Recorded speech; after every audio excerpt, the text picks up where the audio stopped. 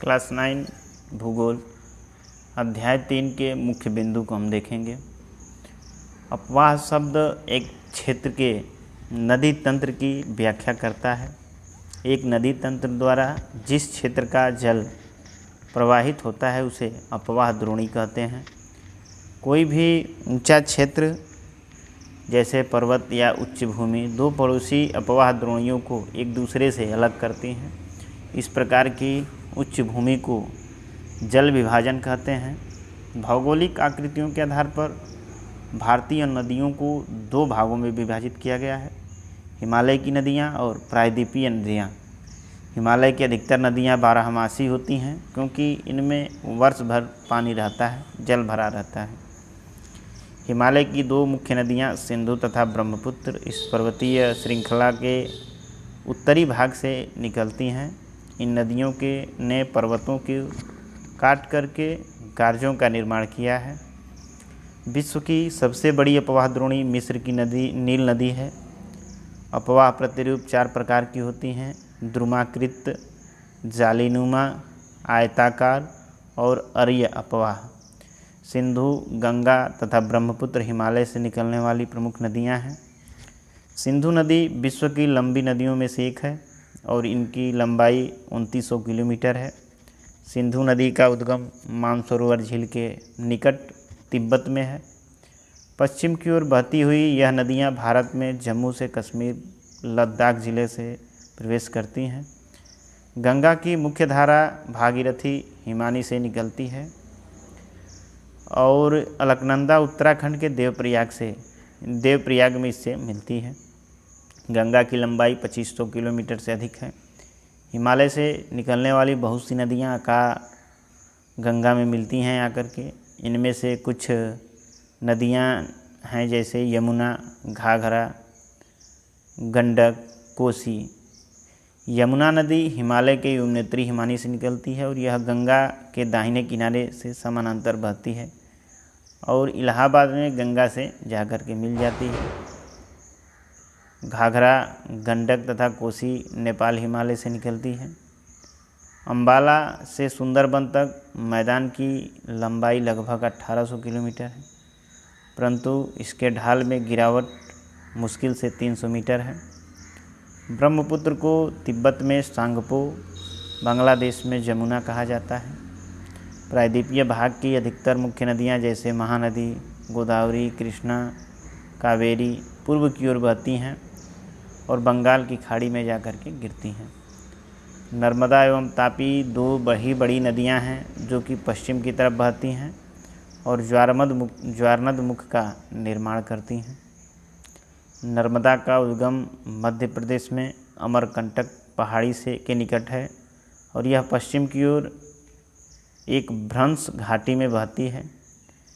समुद्र तक पहुंचने के क्रम में यह नदी बहुत से दर्शनीय स्थलों का निर्माण करती है।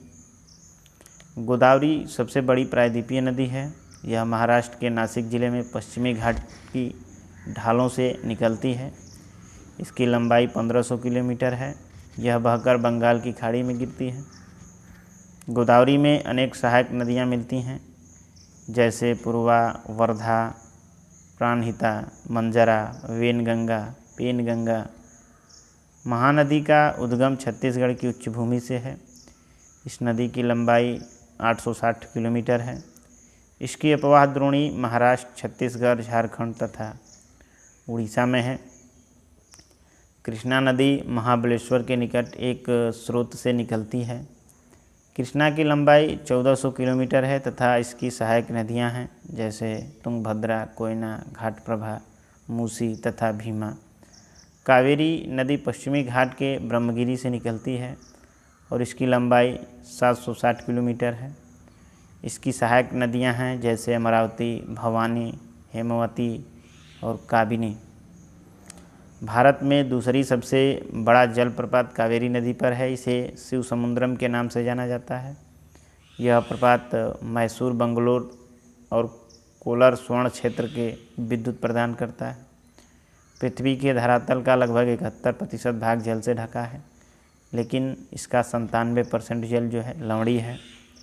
केवल 3% ही स्वच्छ जल के रूप में है, जिसका 3/4 भाग हिमानी के रूप में है। राजस्थान की सांभर झील जो एक लवण जल वाली झील है, इसके जल का उपयोग नमक के निर्माण के लिए किया जाता है। मीठे पानी की अधिकांश झीलें हिमालय क्षेत्र में हैं, ये मुख्य हिमानी द्वारा बनी हैं। भारत की सबसे बड़ी मीठे पानी वाली झील प्राकृतिक झील है। डल झील, भीमताल, नैनीताल, लोकताल, बाड़ा पानी। नदियों पर बांध बनाने से झील का निर्माण होता है, जैसे गुरु गोविंद सागर भाखड़ा नांगल परियोजना। झीलों का प्रयोग जल विद्युत उत्पन्न करने में किया जाता है। एल नीनो ठंडी पेरू जलधारा के स्थान पर अस्थायी तौर पर गर्म जलधारा के विकास को एल नीनो का नाम दिया गया है। एल नीनो स्पेनिश शब्द है जिसका अर्थ होता है बच्चा तथा जो कि बेबी क्राइस्ट का व्यक्त करता है, क्योंकि यह धारा क्रिसमस के समय बहना शुरू हुई थी।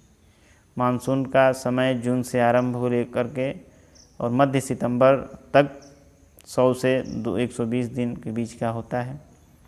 ग्रीष्म ऋतु के अंत में कर्नाटक एवं केरल में प्रायः पूर्वी मानसून वर्षा होती है। इसके कारण आम जल्दी पक जाते हैं और प्रायः इसे आम्र वर्षा के नाम से भी जानते हैं। मासिनराम विश्व की सबसे अधिक वर्षा वाला क्षेत्र है। स्टैलेक्टाइट गुफा के लिए प्रसिद्ध है। गोदावरी, कृष्णा एवं कावेरी नदियों के सघन आबादी वाले डेल्टा प्रदेश में अक्सर चक्रवात आते हैं, जिसके कारण बड़े पैमाने पर जान माल की क्षति होती है। पश्चिमी घाट एवं पूर्वी घाट भारत के लगभग 400 मीटर वार्षिक वर्षा होती है, किंतु पश्चिमी राजस्थान एवं इससे सटे पंजाब, हरियाणा और गुजरात के भागों में 60 सेंटीमीटर से भी कम वर्षा होती है। प्रायद्वीपीय भारत पठार में तीनों ओर से समुद्रों के प्रभाव के कारण न तो अधिक गर्मी पड़ती है और न अधिक सर्दी। संपूर्ण भारतीय भूदृश्य, इसके जीव और वनस्पतिक, इसका कृषि चक्र, मानव जीवन, उसके त्योहारों आदि से जो है चारों तरफ घूमती रहती हैं। हम देखेंगे अब महत्वपूर्ण प्रश्नोत्तरी। पहला प्रश्न है कि अपवाह तंत्र किसे कहते हैं। तो एक क्षेत्र में बहने वाली नदियों के प्रवाह व्यवस्था और तद्जनित विविध परिवर्तनों एवं विशेषताओं को अपवाह तंत्र कहते हैं। अपवाह द्रोणी किसे कहते हैं। तो एक नदी तंत्र द्वारा जिस क्षेत्र का जल प्रवाहित होता है उसे एक अपवाह द्रोणी कहते हैं। एक नदी तंत्र द्वारा जिस क्षेत्र का जल प्रवाहित होता है उसे अपवाह द्रोणी कहते हैं। जल विभाजक किसे कहते हैं। तो दो नदियों के अपवाह को परस्पर अलग करने की प्रक्रिया को जल विभाजक कहते हैं। दो नदियों के अपवाह को परस्पर अलग करने की जो प्रक्रिया है उसको जल विभाजक कहते हैं। विश्व की सबसे बड़ी अपवाह द्रोणी किस देश की है। तो विश्व की सबसे बड़ी जो अपवाह द्रोणी है वो मिस्र की नील नदी की है। मिस्र की नील नदी की जो है अपवाह द्रोणी है। अगला प्रश्न है कि धूमाकृत प्रवाह ढंग किसे कहते हैं। धूमाकृत प्रवाह ढंग जब एक नदी अपनी सहायक नदी के साथ मिलकर भूमि की सतह को एक वृक्ष की शाखाओं जैसे दिखाई पड़ने वाले आकार में काटती है तो इसे हम धूमाकृत प्रवाह ढंग कहते हैं। प्रश्न है अगला, आयताकार प्रवाह ढंग किसे कहते हैं। तो भारतीय नदियों को किन दो मुख्य वर्गों में विभाजित किया जाता है। अगला है कि भारतीय नदियों को किन दो वर्गों में विभाजित किया गया है। तो दो वर्ग हैं, हिमालयी नदियाँ और प्रायद्वीपीय नदियाँ। प्रश्न है कि हिमालय की कौन सी दो मुख्य नदियाँ पर्वत श्रृंखला के उत्तरी भाग से निकलती हैं। हिमालय की दो नदियाँ जो पर्वत श्रृंखला से निकलती हैं वो सिंधु हैं और ब्रह्मपुत्र हैं।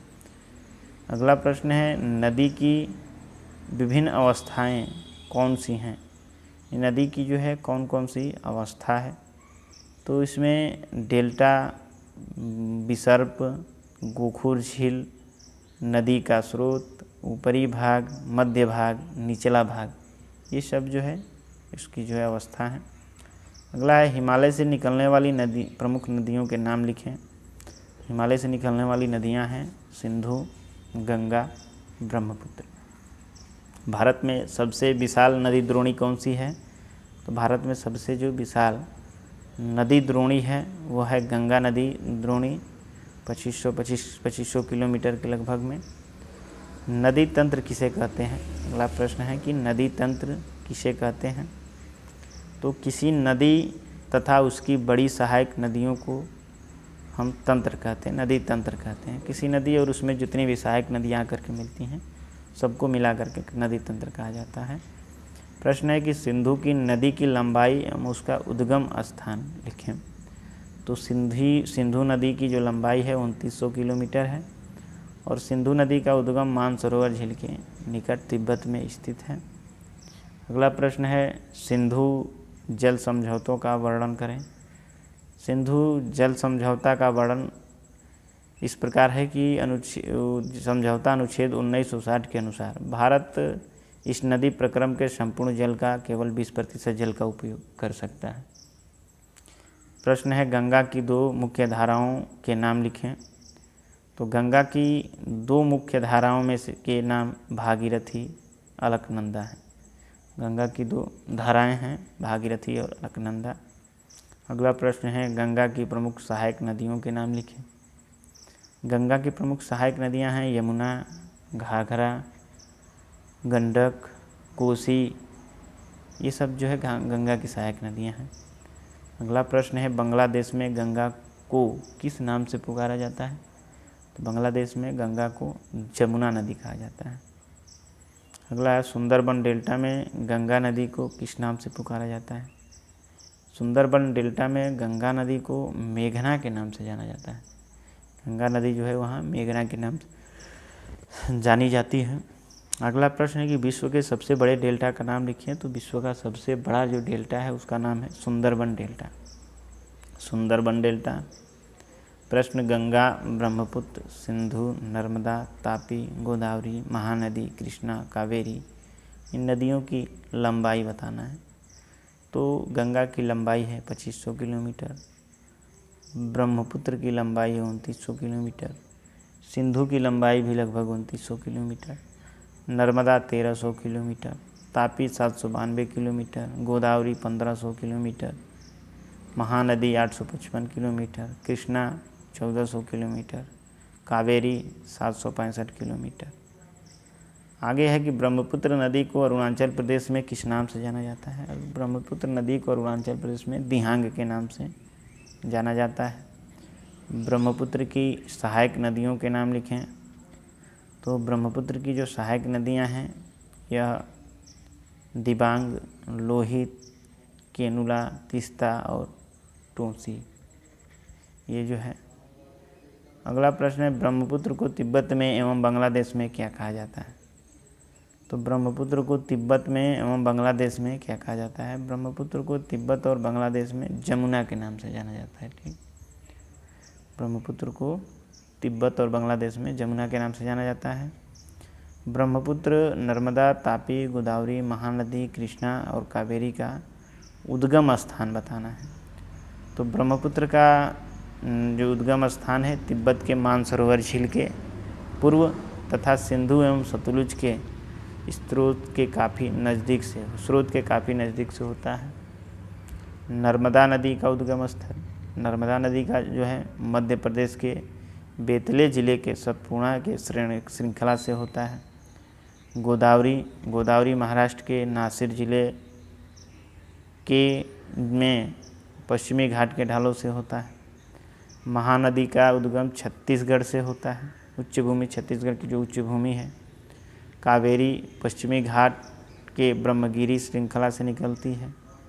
कावेरी पश्चिमी घाट के ब्रह्मगिरी श्रृंखला से निकलती है।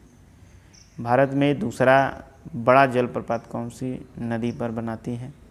तो दूसरी सबसे बड़ी नदी कावेरी नदी पर है बड़ा सबसे जलप्रपात। अगला प्रश्न है कि झीलों का आर्थिक महत्व लिखो। झीलों का आर्थिक महत्व क्या है?